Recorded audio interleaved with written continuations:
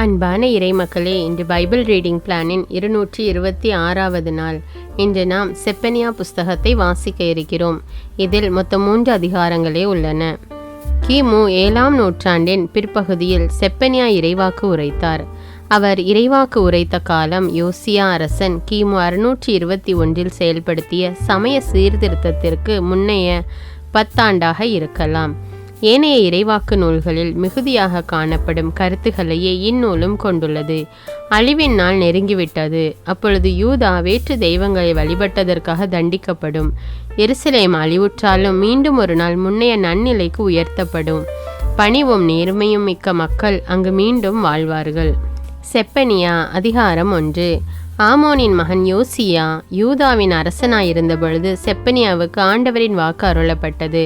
இவர் எசேக்கியாவின் கொள்ளு பேரனும் அமரியாவின் பேரனும் கெதலியாவின் மகனுமான கூசியின் மைந்தராவார். ஆண்டவர் தீர்ப்பு வழங்கும் நாள். மண்ணுலகில் எதுவும் இராதவாறு அனைத்தையும் அழித்து விடுவேன் என்கிறார் ஆண்டவர். மனிதரையும் விலங்குகளையும் அழிப்பேன், வானத்து பறவைகளையும் கடல் மீன்களையும் ஒழிப்பேன், கொடியவர்களை இடறி விழ செய்வேன், மனித இனம் மண்ணுலகில் இல்லாதவாறு அற்றுப்போக செய்வேன் என்கிறார் ஆண்டவர். யூதாவுக்கு எருசலேமில் வாழும் அனைவருக்கும் எதிராக நான் கையை ஓங்குவேன். பாகால் வழிபாட்டில் எஞ்சியிருப்பதையும் அந்த சிலை வழிபாட்டு அர்ச்சகர்களின் பெயரையும் அழித்து விடுவேன். வீட்டின் மேல் தளத்திலிருந்து வான்படைகளை வணங்குவோரையும் ஆண்டவரை வணங்கி அவர் பெயராலும் மெல்கோம் தெய்வத்தின் பெயராலும் ஆணையிடுவோரையும் ஒழித்து விடுவேன். ஆண்டவரை விட்டு விலகி செல்வோரையும் ஆண்டவரை தேடாது அவரை அறிய முயலாது இருப்போரையும் அழித்து விடுவேன். தலைவராகிய ஆண்டவர் திருமுன் மௌனமாயிருங்கள், ஏனெனில் ஆண்டவரின் நாள் அண்மையில் உள்ளது. பலி ஒன்றை ஆண்டவர் ஏற்பாடு செய்துள்ளார். தாம் அழைத்தவர்களை அவர் புனிதப்படுத்தியுள்ளார்.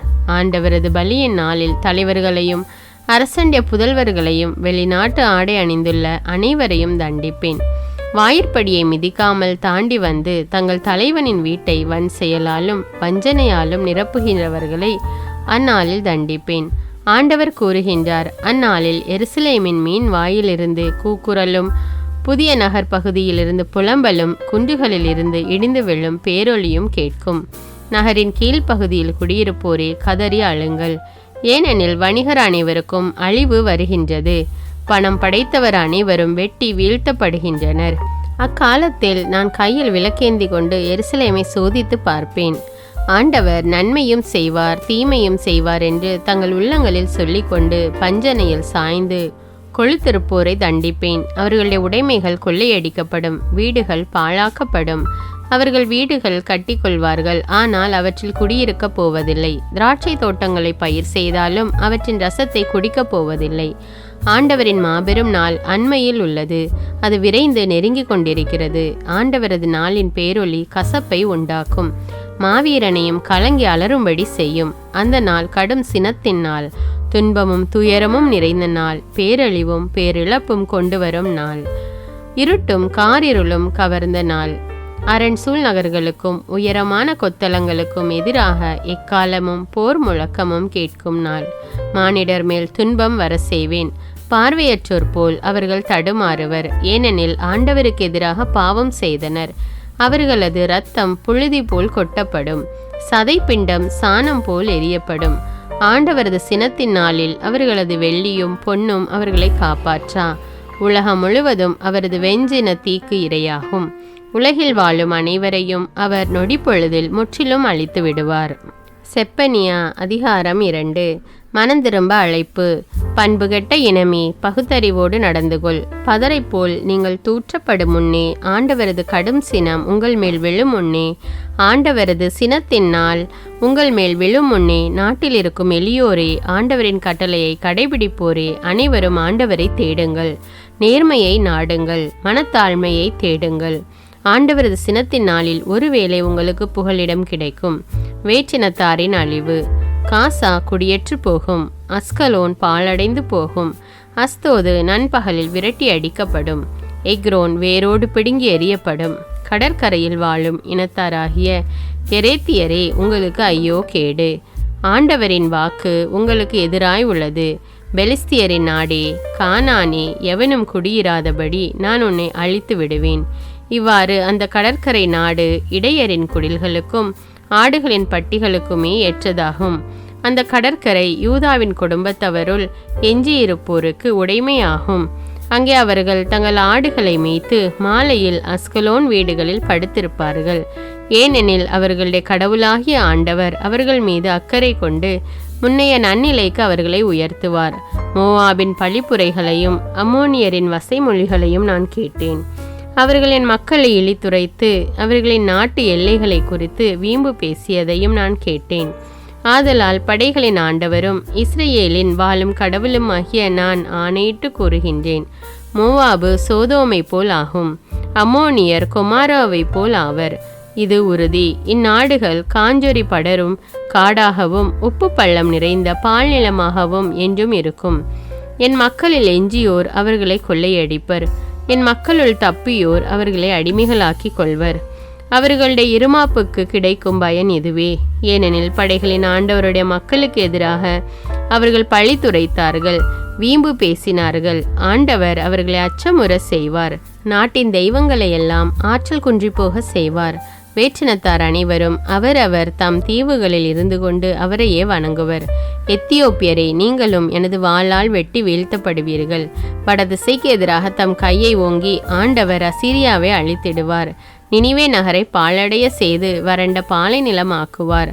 அங்கே மந்தைகளும் எல்லா வகை விலங்குகளும் படுத்து கிடக்கும்.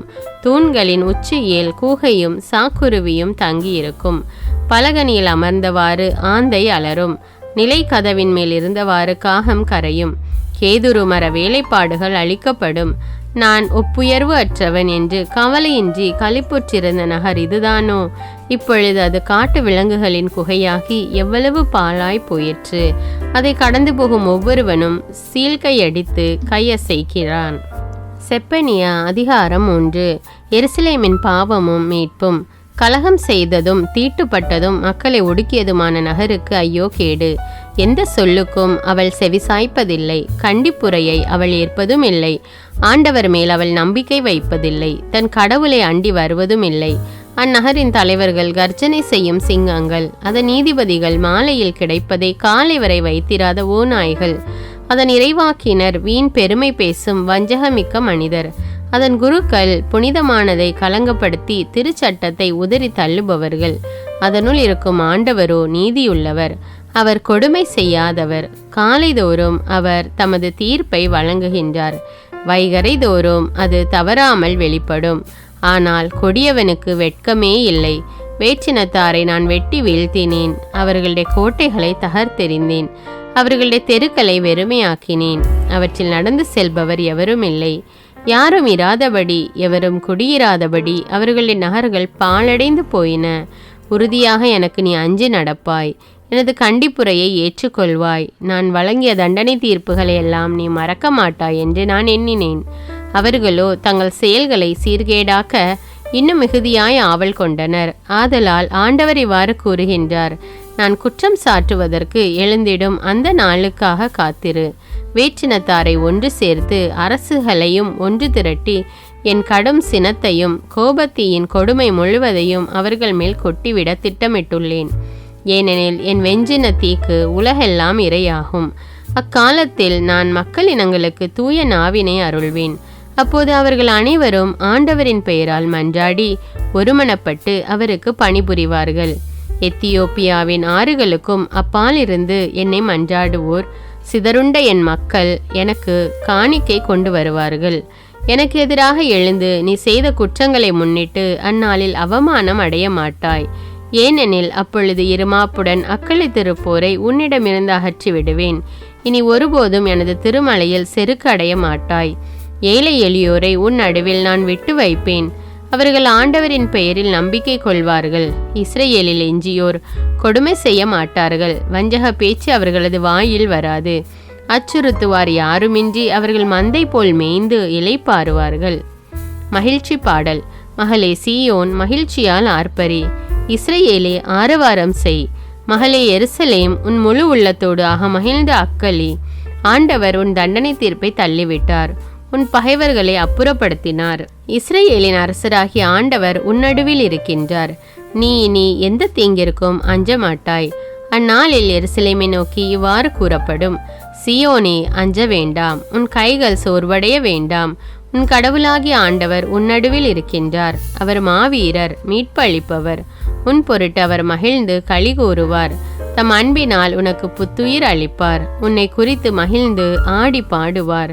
அது திருவிழா காலம் போல் இருக்கும். உனது துன்பத்தை அகற்றிவிட்டேன், ஆகவே இனி நீ இழிவடைய மாட்டாய். இதோ உன்னை ஒடுக்கியவர்களை அந்நாளில் நான் தண்டிப்பேன். கால் ஊனமுற்றவர்களை காப்பாற்றுவேன். ஒதுக்கப்பட்டவர்களை ஒன்று சேர்ப்பேன். அவமானமுற்றவர்களை உலகெங்கும் பெயரும் புகழும் பெற செய்வேன். அக்காலத்தில் உங்களை ஒன்றாய் கூட்டி சேர்த்து உங்கள் தாய் நாட்டுக்கு அழைத்து வருவேன்.